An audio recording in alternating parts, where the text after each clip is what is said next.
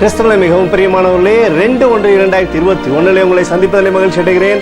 வாருங்கள், ஒரு நிமிடம் நாம் ஜெபிப்போம். அன்பு தகப்பனே, இன்றைக்கு இவருடைய பாதுகாப்புக்காய் ஜெபிக்கும்படி என் தேவனுடைய சமூகத்தில் வருகிறேனப்பா. என் தேவனுடைய நன்மைகள் இவருடைய வாழ்க்கையில் இருக்கட்டும் அப்பா. உங்களுடைய அற்புதமும் அடையாளமும் இவருடைய வாழ்க்கையில் உண்டாகும்படியாக ஜெபிக்கிறேன். தேவ கிருபை, தேவ மகிமை இவருடைய வாழ்க்கையில் இருக்கட்டும் அப்பா. இயேசு கிறிஸ்து சிந்தின பரிசுத்த ரத்தத்தை இவர் மீதும் இவர் குடும்பத்தின் மீதும் இவர் செய்கிற சகல காரியத்தின் மீது பூசுகிறேன். ஆகவே இந்த நாள் முழுவதும் என் தேவனுடைய நன்மைகள் இவருடைய வாழ்க்கையில் இருக்கும்படியாக ஜெபிக்கிறேன் அப்பா. ஆண்டவரே, உடைய பிரசனத்தினாலே நிரப்புங்க, இவரை ஜெயிக்க செய்யுங்கப்பா.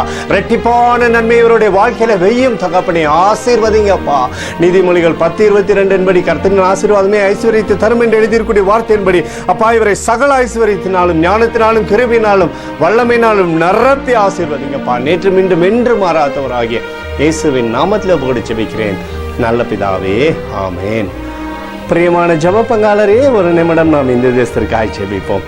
அன்பு தகப்பனே, 2/1/2021 இந்திய தேசத்திற்காக ஜெபிக்கும்படியாய் உம்முடைய சமூகத்தில் வருகிறேனப்பா.